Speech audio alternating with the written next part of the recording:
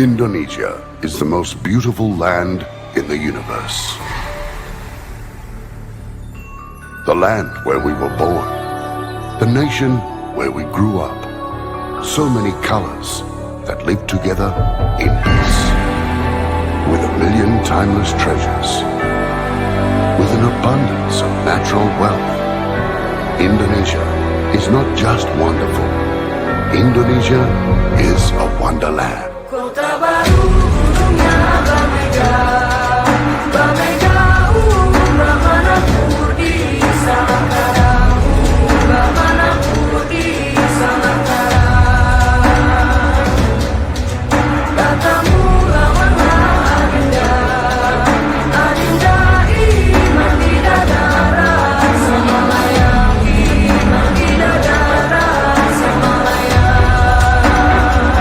Puji serta syukur kita panjatkan kehadirat Ilahi Robi karena pada hari ini alhamdulillah saya bisa berdiri di sini untuk menyampaikan diseminasi tentang modul 1.4 yaitu budaya positif.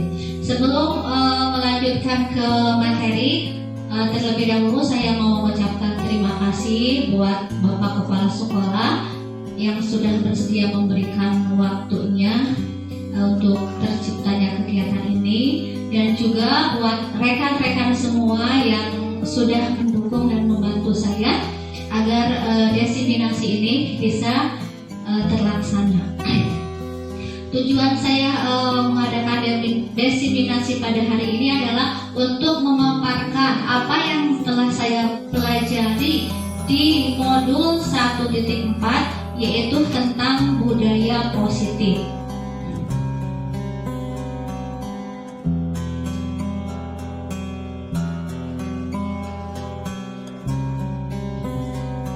Adapun tujuannya yaitu untuk mengetahui keterkaitan budaya positif yang dapat membantu murid belajar dengan aman, nyaman, sesuai dengan filosofis Ki Hajar Dewantara. Yang kedua yaitu membagi pemahaman budaya positif, tentunya budaya positif yang berada di sekolah kita.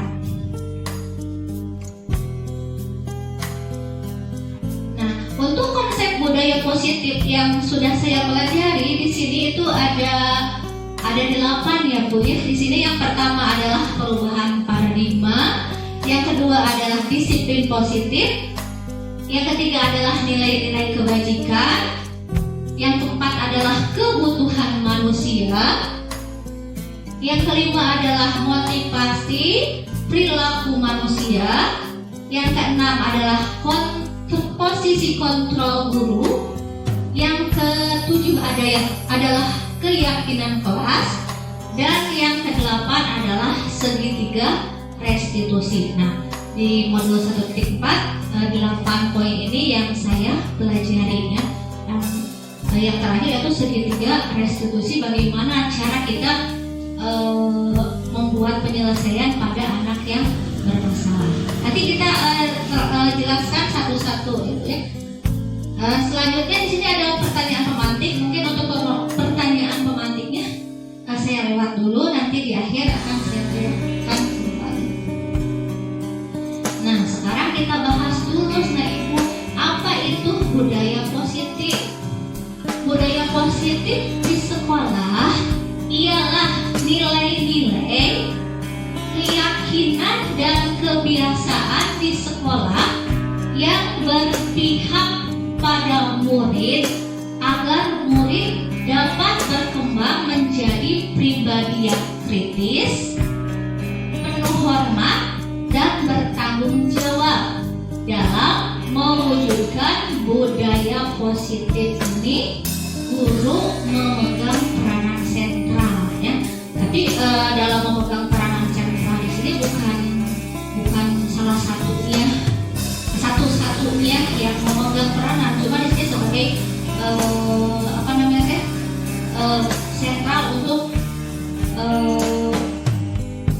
memfokuskan yang lainnya. Selanjutnya di sini ada perubahan paradigma belajar.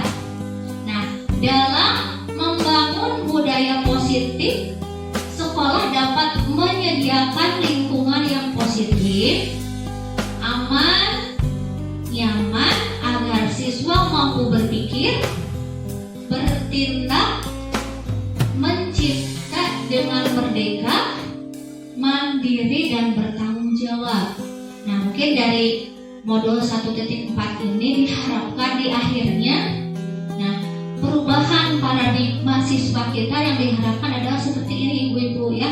Jadi mampu berpikir, bertindak dan menciptakan dengan merdeka. Jadi tanpa kekangan ya, mandiri dan bertanggung jawab. Jadi kan dalam pembelajaran Ki Hajar Dewantara itu pembelajaran itu harus berpihak kepada murid. Jadi di situ tuh kita tuh tidak boleh memaksakan kehendak kita. Jadi kita hanya sebagai mengarahkan saja, tanpa menekan harus begini, harus begini atau harus bagaimana ya. Jadi kita kan sebagai bukan fasilitator, artinya sebagai apa sih, yang mengarahkan tanpa membebankan. Nah, di sini tadi ada yang pertama dari 7 poin tadi. Yang pertama adalah perubahan paradigma. Nah, di sini ada ilusi, yaitu ilusi yang saya buat di sini adalah, nah, bahwa kita itu sebagai guru adalah pengontrol siswa.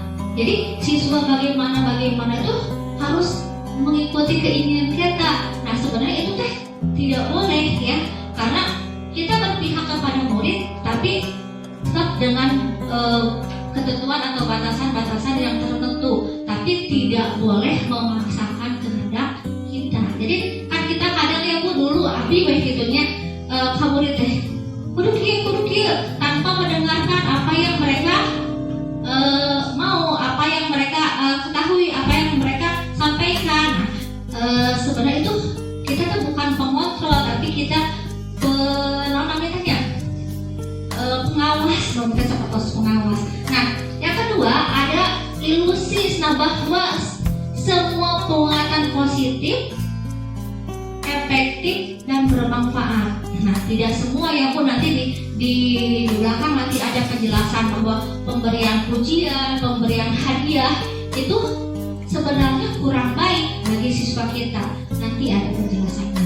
Yang selanjutnya adalah ilusi yang ketiga, bahwa kritik dan membuat orang merasa bersalah dapat menguatkan karakter.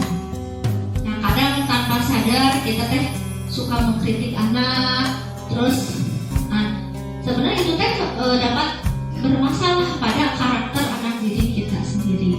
Nah, yang keempat adalah ilusi bahwa orang dewasa memiliki hak untuk memaksa. Nah, kan ibu, seperti saya kadang besok harus ini, kadang memaksakan supaya anak-anak itu bisa tanpa memperhatikan karakter anak tersendiri gitu, anak tersebut ya, karena setiap anak itu mempunyai karakter unik masing-masing ya Bu ya.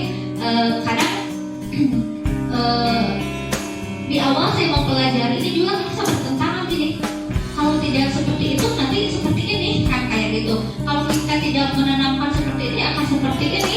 Nah, makanya di sini coba kita akan bedah sama-sama bagaimana caranya ya untuk kita bisa berpihak kepada murid, tapi kita tidak mengesampingkan jadi terpuas gitu kan, kita menulis itu apa yang keinginan murid, tapi tetap dengan pengawasan kita bagaimana. Nah, di sini ada perubahan paradigma belajar. Sini ada stimulus dan respon, lawan atau teori kontrol pandangan tentang dunia. Di mana di sini ada stimulus respon tentang dunia dan ada teori kontrol tentang dunia. Di sini stimulusnya realisasi atau kebutuhan kita sama, tapi pada teori 7 poin tadi yang pertama adalah perubahan paradigma. Nah, di sini ada ilusi ya Ibu, ilusi yang saya buat di sini adalah, nah, bahwa kita itu sebagai guru adalah pengontrol siswa. Jadi siswa bagaimana itu harus mengikuti keinginan kita. Nah, sebenarnya itu tidak boleh ya, Karena kita berpihak kepada murid, tapi tetap dengan ketentuan atau batasan-batasan yang tertentu, tapi tidak boleh memaksakan kehendak kita. Jadi kan kita kadang ya Bu, dulu abi baik itunya murid teh kudu kieu tanpa mendengarkan apa yang mereka mau, apa yang mereka ketahui, apa yang mereka sampaikan. Sebenarnya itu kita tuh bukan pengontrol, tapi kita pengawas, kita seperti pengawas. Nah, yang kedua ada ilusi bahwa semua penguatan positif, efektif dan bermanfaat. Nah, tidak semua ya pun, nanti di belakang nanti ada penjelasan bahwa pemberian pujian, pemberian hadiah itu sebenarnya kurang baik bagi siswa kita. Nanti ada penjelasannya. Yang selanjutnya adalah ilusi yang ketiga, bahwa kritik dan membuat orang merasa bersalah dapat menguatkan karakter. Nah, kadang tanpa sadar kita suka mengkritik anak, terus sebenarnya itu dapat bermasalah pada karakter anak didik kita sendiri. Nah, yang keempat adalah ilusi bahwa orang dewasa memiliki hak untuk memaksa. Nah, tadi Bu, seperti saya kadang besok harus ini. Kadang memaksakan supaya anak-anak itu bisa tanpa memperhatikan karakter anak tersendiri gitu, anak tersebut ya. Karena setiap anak itu mempunyai karakter unik masing-masing ya Bu ya. Kadang di awal saya mempelajari ini juga terasa bertentangan gini. Kalau tidak seperti itu nanti seperti ini kan, kayak gitu. Kalau kita tidak menanamkan seperti ini akan seperti ini. Nah, makanya di sini coba kita akan bedah sama-sama bagaimana caranya ya untuk kita bisa berpihak kepada murid, tapi kita tidak mengesampingkan jadi full gitu kan, kita menulis itu apa yang keinginan murid, tapi tetap dengan pengawasan kita bagaimana. Nah, di sini ada perubahan paradigma belajar. Di sini ada stimulus dan respon, lawan atau teori kontrol pandangan tentang dunia. Di mana di sini ada stimulus respon tentang dunia dan ada teori kontrol tentang dunia. Nah, di sini stimulusnya realisasi atau kebutuhan kita sama. Tapi pada teori kontrol dunianya bahwa realisasi dan kebutuhan kita itu berbeda, betul tidak? Betul ya, anak-anak. Jangankan anak-anak, kita aja, kita sesama rekan di sini nih, antara ibu guru kelas 1 sama dengan ibu guru kelas 5, kebutuhannya akan berbeda-beda dalam menghadapi siswanya. Baik dari segi alat dan bahannya, baik dari segi bagaimana memperlakukan anak didiknya semua. Nah, yang kedua adalah menurut stimulus respon dunia, menurut stimulusnya ya, semua orang melihat hal yang sama. Tapi menurut teori kontrol bahwa setiap orang itu memiliki gambaran yang berbeda-beda. Ya. Dalam satu kelas ini misalkan ibu kelas 1 nih, ibu memandang satu anak ini dengan anak ini akan berbeda. Tapi menurut teori kontrol stimulus itu sama. Padahal dalam kenyataannya itu adalah tidak sama. Terus yang ketiga, kita mencoba mengubah orang agar berpendapat sama dengan kita. Nah, menurut teori kontrolnya bahwa pandangan orang lain tentang dunia itu tidak akan sama. Ya. Jangankan dengan banyak orang, dengan kita aja di sekolah kita, kadang kalau kita merencanakan suatu kegiatan, antara yang satu dengan yang lain itu akan punya pemikiran yang berbeda. Jadi tidak bisa disamakan nih, atau tidak bisa kamu harus ngikutin pemikiran saya, tidak bisa kan, tidak bisa. Nah, seperti itu. Terus selanjutnya, perilaku buruk dilihat sebagai suatu kesalahan. Nah, kalau menurut teori kontrol, semua perilaku itu mempunyai tujuan tertentu. Mungkin tujuan saya ke sini, menurut ibu tujuan saya kurang baik, tapi menurut saya baik. Nah itu ya Bu ya. Jadi tidak semua tujuan buruk di sini sebagai suatu kesalahan. Buruk menurut saya belum tentu buruk menurut rekan-rekan yang di sini. Terus rekan-rekan menurut saya, oh ibu tuh gini kurang baik, tapi menurut ibu baik karena saya kesini. Nah seperti itu ya Bu. Terus selanjutnya di sini orang lain bisa mengontrol saya menurut stimulus, tapi kalau menurut teori kontrol hanya saya yang bisa mengendalikan diri saya. Orang lain tidak bisa mengendalikan ibu. Walaupun mungkin nanti ada masukan, boleh masukan. Kita boleh menerima masukan atau pendapat orang lain, tapi itu tidak bisa mengontrol diri kita. Karena yang bisa mengontrol diri kita adalah diri kita sendiri. Ya. Selanjutnya, pemaksaan ada pada saat rujukan gagal. Nah, di sini kontrolnya adalah kolaborasi dan konsensus menciptakan pilihan-pilihan baru. Nah, kadang kalau kita gagal ya Bu ya, contohnya saya nih, ketika saya gagal kan tidak bisa, coba kita aduh gimana tuh kan kita suka gitu ya Bu ya. Kalau misalkan kita merasa gagal, nah pada teori kontrolnya kegagalan saya itu menciptakan peluang-peluang baru yang lain bagi diri saya sendiri. Terus yang selanjutnya adalah model berpikir menang atau kalah. Nah, itu menurut stimulus. Tapi kalau menurut teori kontrol, jadi kita harus berpikir bahwa saya harus menang, jangan berpikir. Karena kita suka gini kan, bisa atau enggak ya. Nah, kita suka berpikir begitu menurut stimulus. Tapi menurut kontrol otak kita harus, saya harus bisa dan harus bisa. Nah, seperti itu. Mungkin itu paradigma yang harus kita terapkan dalam perubahan belajar ya. Nah, selanjutnya di sini adalah disiplin positif ya. Apa sih yang dimaksud dengan disiplin positif?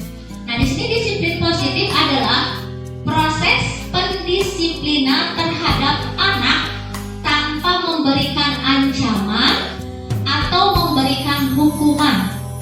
Dengan menerapkan disiplin positif, guru dapat meningkatkan kesadaran siswa dalam bentuk karakter yang positif. Nah, di sini Bu, jadi untuk menciptakan suasana yang positif, yang bagus di sekolah itu, katanya kita tidak boleh mengancam kepada anak ya. Ada kan, saya suka gini, kalau anak yang tidak mengerjakan PR atau yang tidak bisa, itu kan kadang suka, kalau tidak bisa nanti ibu dibukakan. Atau nanti babi mengerjakan PR, kalau tidak mengerjakan PR, ibu di orang persihan WC atau nanti di orang kulit.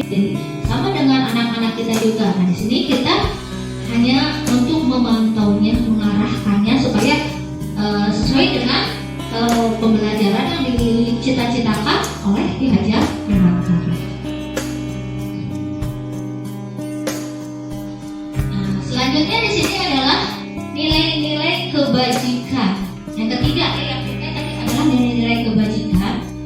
Nilai kebajikan tersebut dapat berupa keadilan, keselamatan, tanggung jawab, kejujuran, rasa syukur, berprinsip, integritas, kasih sayang, rajin, berkomitmen, percaya diri, kesabaran, keamanan, dan lain-lain. Banyak sekali ya Bu ya. Sebenarnya tiap hari kita sudah melaksanakannya, tapi kadang kita tidak sadar apa yang kita lakukan itu masuk ke nilai kebajikan yang mana. Apakah masuk ke keadilan, tanggung jawab, atau kejujuran. Tapi semuanya pasti di sini kita sudah melaksanakannya. Cuma tadi tidak tahu masuknya ke mana. Nah, selanjutnya nilai yang keempat yang saya pelajari di modul 1.4 di sini adalah kebutuhan manusia. Nah, di sini ada 5 pokok kebutuhan manusia menurut Dr. William Glasser dalam teorinya. yaitu ada 5. Yang pertama adalah kebutuhan untuk bertahan hidup. Yang kedua adalah kebutuhan cinta dan kasih sayang atau kebutuhan diterima. Yang ketiga adalah kebutuhan penguasaan atau kebutuhan pengakuan atas kemampuan. Yang keempat adalah kebutuhan kebebasan atau kebutuhan akan pilihan. Dan yang kelima adalah kebutuhan kesenangan, yaitu untuk merasa senang. Nah, 5 kebutuhan ini kita perlukan, siswa kita juga butuhkan ya. Nah, nanti kita akan pelajari nih yang termasuk kebutuhan bertahan hidup apa saja sih yang termasuk ke sana. Terus yang termasuk kebutuhan cinta dan kasih sayang tuh yang bagaimana? Nah, kita ambil nih contoh kelas kecil ya, balik lagi ke kelas 1 nih. Nah, kelas 1 misalkan atau kelas 1 waktu itu ada yang tidur ya, yang tidur itu. Nah, ketika ke ibu wali kelasnya ditanya, mungkin dia memberikan alasan. Nah, karena atau di rumahnya bagaimana, atau ngantuk, atau sebabnya apa, atau mungkin ibu kelas 1 pernah nih ketika ditanya, mamahnya begini, atau dia merasa di rumah tuh kurang dikasih, mungkin mamanya kerja atau bapaknya kerja sehingga dia kurang mendapatkan kasih sayang. Nah, ketika di sekolah dia disentuh oleh ibu gurunya. Nah, berarti yang dia butuhkan itu adalah kebutuhan kasih sayang karena di rumahnya dia kurang mendapatkannya. Nah, terus kebutuhan penguasaan atau pengakuan atas kemampuannya. Misalnya kan kita di kelas nih, kalau kita lagi memberikan pembelajaran kan ada yang dapat nilai berapa. Nah, kita kan pengakuan atas kemampuan. Kalau anak kelas rendah kan dia paling senang kalau misalkan dia berhasil sama ibu wali kelasnya misalkan dikasih pujian atau dikasih bintang atau dikasih apa, nah seperti itu makanya.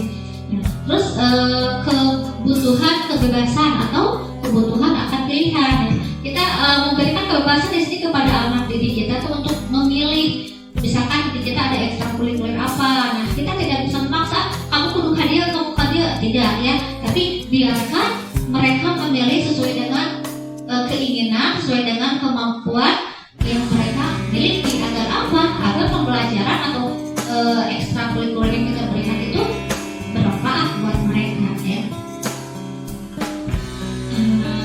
Untuk yang selanjutnya adalah yang kelima.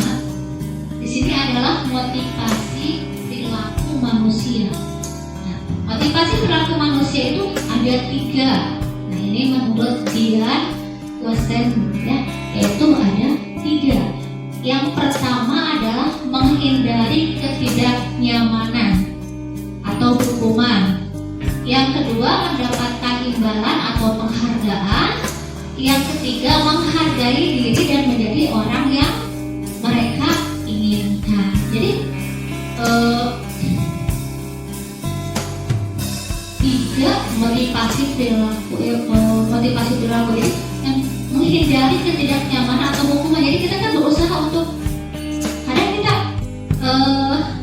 kalau mungkin kita di SD kan jarang kita memberikan hukuman. Nah, kalau mungkin di SMP atau di SMA yang anak-anaknya sudah relatif mereka berpikir dengan bebas atau gimana, kadang ibu gurunya untuk mendisiplinkan mereka itu memberikan hukuman. Nah, sebenarnya itu tidak boleh, karena yang namanya hukuman itu akan membekas pada anak sampai kapanpun juga. Contohnya nih, waktu saya SD saya pernah teman pernah ada yang dikasih hukuman sama bapak wali kelasnya. Misalkan kan dia tuh namanya keriwai gitu kan ya. Nah, dari depan sama bapak wali kelasnya dilempar pakai penghapus. Kamu kurang kan penghapus dan ibu ada mau tinakai terus juga apa lah gitu. Pas belum ngerti terus beledaknya kan ke kepalanya. Nah, peristiwa itu sama dia diingat sampai sekarang. Nah, berbekas. Mending kalau misalkan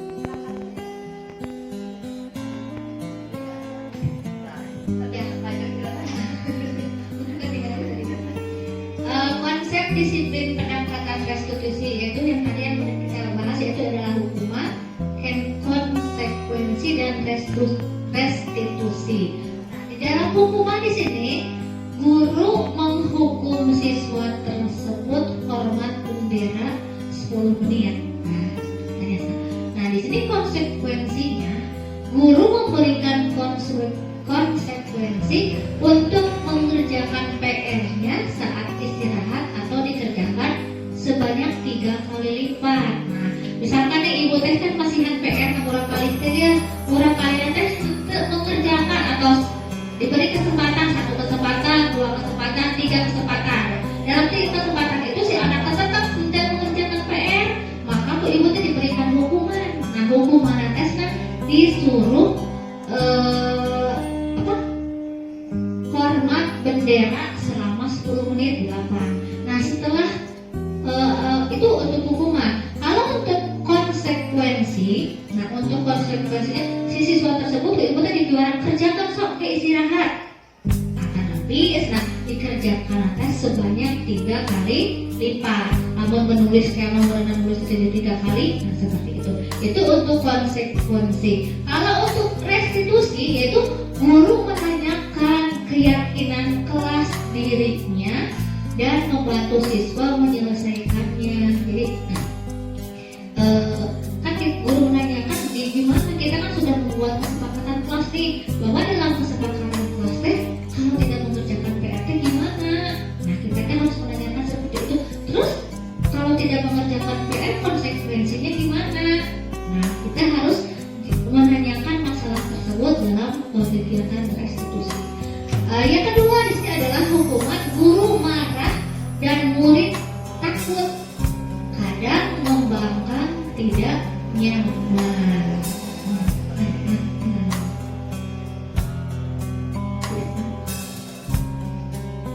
Tidak nyaman ya. Terus, nah bagaimana senang? Konsekuensinya guru tuh harus tegas dan siswa menghormati peraturan. Kita kan sudah membuat, ibu di kelas sudah membuat peraturan kelas belum? Nah, udah ya. Peraturan kelas itu kan kita buat, bukan kita yang buat, tapi anak-anak yang buat.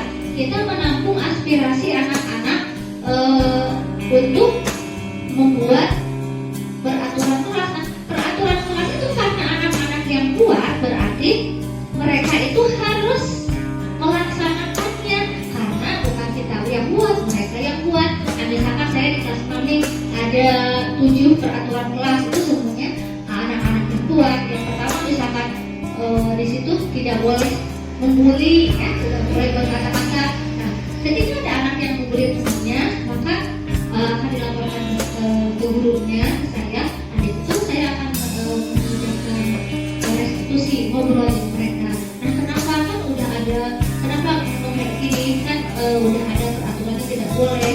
Nah, ada hukumannya kalau kamu melanggar peraturan kelas itu, berarti hukumannya seperti ini. Itu mungkin untuk jadi. Nah, di sini dalam restitusinya guru terbuka dan siswa menghormati dirinya dan orang lain. Nah, itu ya. Jadi dalam restitusi kita kan lebih menggali ya, lebih menggali benar. Nah, sebabnya kan kieu, nah sebabnya kan kieu, langsung teh kieu, nah jadi kieu, lamun kieu nah jangan kieu, nah seperti itu kan. Tapi secara tidak sadar itu sudah kita lakukan semua dalam keseharian kita. Yang selanjutnya adalah 5 posisi kontrol restitusi. Nah, yang tadi yang pertama adalah penghukum, yang kedua adalah pembuat rasa bersalah, yang ketiga adalah teman, yang keempat adalah pemantau, dan yang kelima adalah manajer. Di sini posisi kontrol restitusi. Kalau yang penghukum berarti tadi ya Bu ya, memberikan hukuman. Biasanya kalau kita memberikan hukuman kan kita suka gimana? Nada kita suka tinggi. Terus kita ngomongnya keras, terus mungkin menurut anak menyakitkan buat anak ya. Nah, itu kalau bisa kita tuh jangan berada di posisi sebagai penghukum, jangan ya Bu ya, jangan, karena nanti efeknya kembali ke anak-anak tadi, akan berbekas sampai kapanpun dalam hati mereka. Nah, di sini dalam pembuatan rasa bersalah, nah jadi di kita kan memancing anak kita berkata dengan bukan lembut ya, dengan sedang gitu kan, tapi perkataan kita tuh memancing supaya mereka merasa bersalah. Kita tidak menyalahkan mereka, tapi omongan kita, perkataan kita itu mengimajinasikan supaya mereka, oh iya ternyata benar saya yang salah. Nah, misalkan seperti itu. Terus yang ketiga sebagai teman. Nah, di sini mungkin untuk ibu kelas 1, kelas 2, kelas 3, khususnya kelas 6 mungkin akan berperan lebih sebagai teman ya, sebagai teman. Jadi kalau temannya misalkan Bu, ibu anak nanti huriwai belum patah atau nanti mengganggu orang lain, mungkin ibu kelas 1 akan berkata, masa sih ribut melulu, apakah kalian tidak kasihan sama ibu, misalkan seperti itu kan. Mungkin seperti itu kan, kalau kalian kasihan sama ibu jangan ribut gitu kan, seperti itu. Nah, di sini yang keempat adalah sebagai pemantau. Berarti kita tuh memantau bagaimana pembelajaran mereka, terus keseharian mereka. Nah, yang selanjutnya adalah sebagai manajer. Nah, alangkah lebih baiknya Bu kalau posisi kontrol kita itu ada di sebagai manajer. Berarti kan kalau manajer itu bisa mencakup semuanya, bisa ke pembuku bisa, pembuat kesalahan bisa, teman bisa, pemantau juga bisa. Jadi di sini kita sebagai manajer sentralnya kita yang kita berpihak pada murid, tapi tetap kita juga tidak mengendalikan, tapi pada manajer berarti kan yang mengatur, kita yang mengatur berjalannya suatu kegiatan atau peristiwa. Nah, selanjutnya di sini adalah, di sini nih, kalau tadi kan itunya ini yang kasusnya nih, kasus tidak memakai atribut lengkap saat upacara. Nah, kita kan suka nih waktu upacara bendera, anak-anak kan ada yang tidak pakai topi, tidak pakai dasi, atau tidak pakai atribut ya. Kadang kita kan akan memberikan hukuman gimana kata-kata yang kita keluarkan ketika kita menghukum itu patuhi aturan sekolah. Karena itu kan kita ngomong patuhi aturan sekolah, kita kan sambil marah kan, kamu tidak mematuhi aturan sekolah kan, lalu sok berdiri ini barisannya kan sampai gini kan, nonton pakai topi sok berdiri di payun misalkan gitu, atau nanti nonton pakai topi ini dilarikan atau nanti pemahaman seperti itu. Nah, itu untuk menghukum. Sedangkan untuk membuat rasa bersalah di sini Bu, misalkan ibu teh berkeliling itu tidak pakai topi nih, ibu akan berkata seperti ini kepada anaknya. Berapa kali dengan ibu guru terus memberitahu kamu, ibu guru kecewa sekali sama kamu karena kamu tidak memakai topi. Sedangkan setiap hari Senin misalkan ibu selalu memperingatkan untuk pakai topi. Terus ibu guru kecewa sekali sama kamu. Jadi ketika ibu bilang ibu guru kecewa sekali sama kamu, mereka oh iya ya ternyata saya salah. Mudah-mudahan itu tertanam di dalam hati anak-anaknya. Nah, yang ketiga posisi sebagai teman. Nah, ibu akan berkata seperti ini, contohnya teh, ayolah yang tertib, buat bu guru bangga dong. Kali ini tidak apa-apa ya, ibu maafkan misalkan. Tapi untuk minggu depan, ibu harap tidak kamu ulangi lagi. Jadi kan biasanya cara lain kan yang punya, ayolah mana segitu. Jadi kita juga bersikap seperti itu. Jadi bersikap kurang teh rencangan mana. Nah, selanjutnya yang pemantau nih, Nah, di sini ibu akan mengatakan seperti ini. Kamu sudah melanggar apa dan kamu sudah melanggar apa? Peraturan dan konsekuensinya. Ibu akan meneruskan itu. Ibu harus misalkan itu ada anak yang tidak pakai topi, ibu tadi bisa terus ibu terus kamu melanggar apa? Kita berkatakan menjawab, iya Bu saya tidak pakai topi. Terus konsekuensinya apa? Saya berdiri di depan Bu. Nah, jadi seperti itu ya Bu ya, untuk pemantau. Jadi kita memantau. Nah, sedangkan untuk posisi manajer yang kita harapkan dapat kita terapkan, nah di sini kita akan bertanya nih, apakah kamu tahu kesalahanmu? Nah, kita bertanya itu. Terus kira-kira bagaimana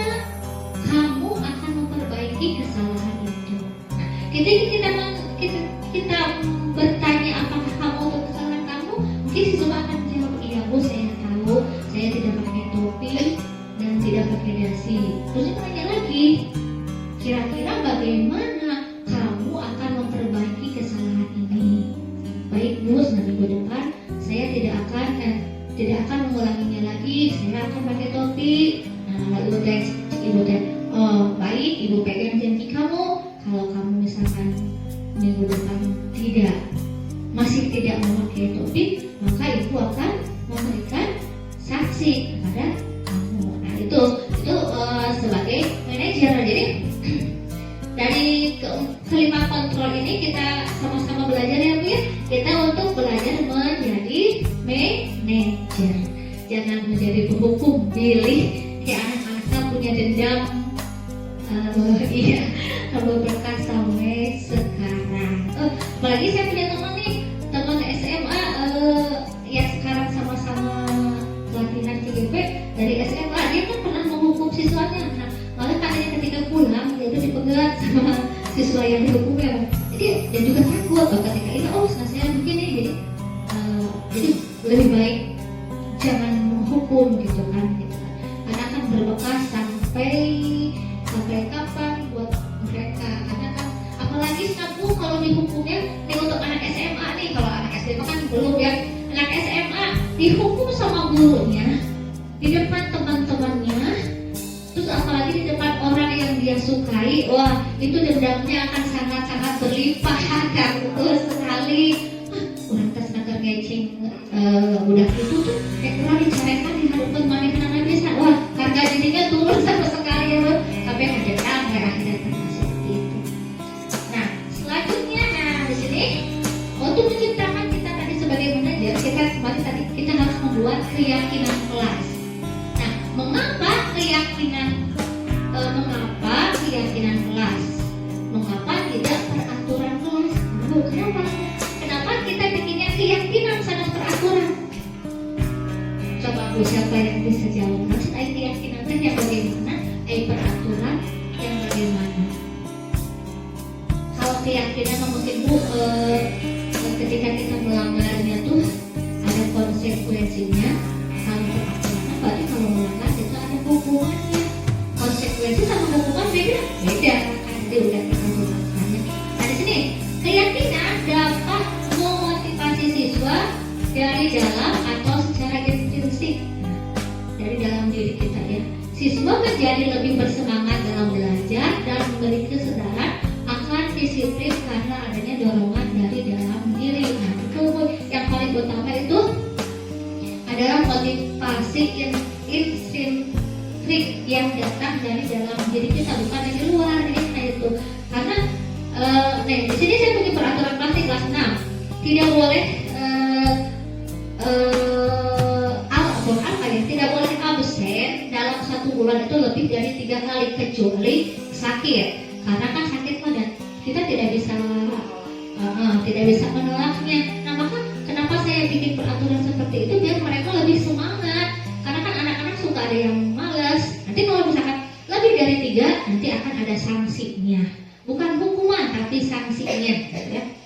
Terus yang kedua, siswa dilibatkan dalam menyusun keyakinan kelas. Keyakinan kelas membuat berbagai nilai-nilai kebajikan seperti empati, tanggung jawab, sikap saling menghormati, disiplin, dan lain sebagainya. Nilai kebajikan itu disepakati dan dilaksanakan oleh semua pihak dengan penuh kesadaran. Kalau misalkan kita Bu dulu kuliah kan, mungkin ada kesepakatan kelas boleh sambil ngemil, misalkan seperti itu ya boleh. Misalkan. Tapi kalau di sini kita enggak ya. Kalau anak-anak boleh sambil makan dan minum, udah repot, udah jadi jaraja gitu. Nah, jadi di sini kita bikin kesepakatan kelas bukan peraturan kelas. Karena tentunya saya yakin ya semuanya sudah membuat peraturannya. Nah, sekarang untuk menyelesaikan sebuah masalah yang kita hadapi dalam membimbing anak-anak itu ada yang terakhir ya. Di sini ada segitiga restitusi. Kenapa disebut segitiga restitusi? Karena berbentuk segitiga gitu kan penyelesaiannya. Segitiga restitusi restitusi adalah proses menciptakan kondisi bagi peserta didik untuk memperbaiki kesalahan mereka sehingga mereka bisa kembali pada kelompok mereka dengan karakter yang lebih kuat. Nah, dengan karakter yang lebih kuat seperti itu. Nah, di sini ini adalah segitiga restitusinya, di mana segitiga restitusi itu dimulai dari menstabilkan identitas. Yang kedua, validasi tindakan yang salah. Yang ketiga adalah meyakinkan. Nah, itu yang punya proses segitiga restitusi itu seperti itu. Nah, di sini menstabilkan identitas itu yang kayak gimana sih? Nah, di situ berbuat kita tuh misalkan ada dua anak ya Bu, kita ambil contoh dua anak yang berkelahi ini diharuskan kita menuju istirahat belum duaan. Maka kita panggil dua-duanya, kita tanya misalkan kenapa tadi ibu lihat kalian di lapang berkelahi, misalkan ada apa, misalkan terus anak menjawab tidak Bu, saya tidak berkelahi, misalkan tadi ibu lihat kalian berkelahi. Coba berkata jujur kenapa sebabnya kalian bisa berkelahi. Bu, misalkan karena si kamu tadi nyewit Abdi misalnya gitu, atau nanti setelah menjebatan Nabi Mamang Abdi.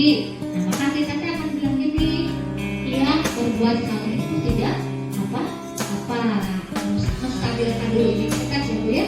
Terus kita jawab lagi, tidak ada manusia yang sempurna karena semua manusia tadi pasti melakukan kesalahan. Terus tidak ada lagi, banyak orang juga pernah melakukan kesalahan seperti itu. Jadi di awal kita tidak menyalahkan mereka berkelahi kemudian habis menstabilkan dulu identitasnya bahwa yang mereka lakukan itu tidak salah. Karena misalkan ibu kayak pernah dia saya yang misalkan gitu, tapi nanti kemudian kita berbaik itu yang sebenarnya yakinnya bisa menyelesaikan masalah ini, yaitu untuk menstabilkan identitas dulu. Yang selanjutnya adalah koordinasi tindakan yang salah.